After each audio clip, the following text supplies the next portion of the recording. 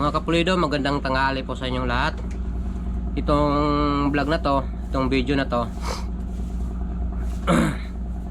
nais ko lang pong magpasalamat sa mga taong tumulong sa akin kaninang umaga.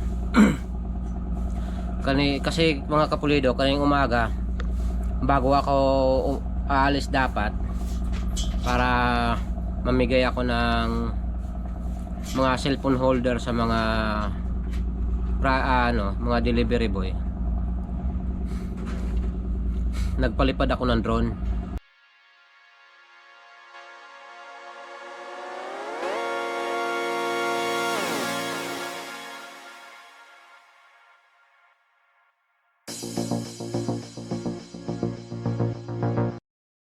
Pinalipad ko yung drone ko para magamay ko kung ano pang dapat kailangan gawin.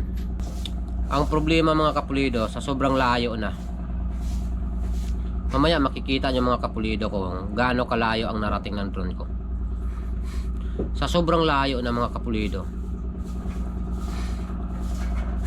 palubat na 10% na lang yung battery ko, ng battery ng drone.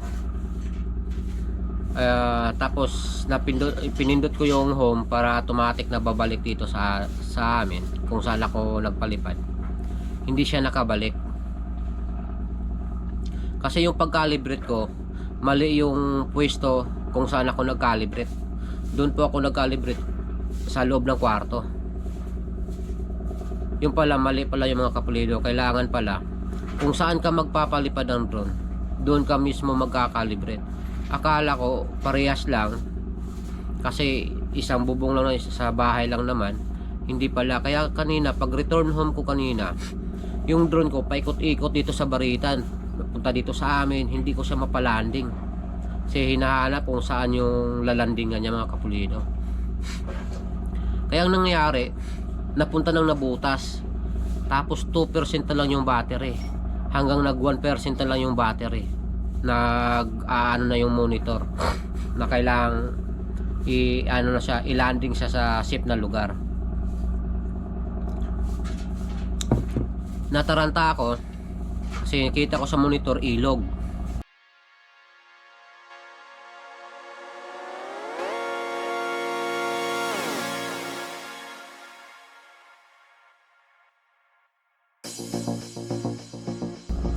Kasi kung papabutin ko dito sa amin, baka hindi kayanin yung battery, kusa na lang babagsak, baka sa ilog babagsak.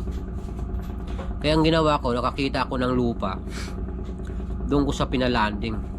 Kaya napunta sa nabutas sa shipyard. At magpapasalamat lang ako sa bagong halal naming barangay, si Kapitan Glenn Santiago ng Baritan, saka kay SO, kay Tapyok, saka sa mga barangay tanod na nag-a-assist sa akin kanina. Tinuruan ako kung anong dapat kong gawin para makipag-coordinate doon sa nabutas. At maraming salamat din po sa isang nagtulong sa akin kung paano ko malocate yung drone ko. Sir, maraming salamat sa iyo, sir. Maraming salamat sa iyo, sir. Dahil sa iyo, nakita ko at natuntun ko kung saan nakalanding yung drone ko. Umabot siya ng nabutas mga kapulido. Kaya ginawa ko, pumunta ako ng barangay ng Langhari, nagpasis ako doon at tinulungan po ako ni retired police si Sir Salde. Sir, maraming salamat sir sa pagtulong mo sa akin, sir, na sinamahan mo talaga ako, sir, hanggang doon sa location. At magpapasalamat ako sa kapitan ng Langhari at saka sa mga dalawang tanod na nag-assist sa amin. At doon sa mismo sa shipyard, Dinisco Marine Works, sa Dinisco Marine Works, doon po nakalanding ang drone ko. At maraming salamat po sa guardian, yung security guard na nag-assist din sa amin, at sa yung taong nakapulot mismo ng drone ko. Maraming salamat sa iyo, sir. God bless sa inyo. At sa mismo may-ari ng shipyard, sir, thank you very much sir, napakabait mo, pinayagan mo akong pumasok sa compound mo sir. Maraming salamat po.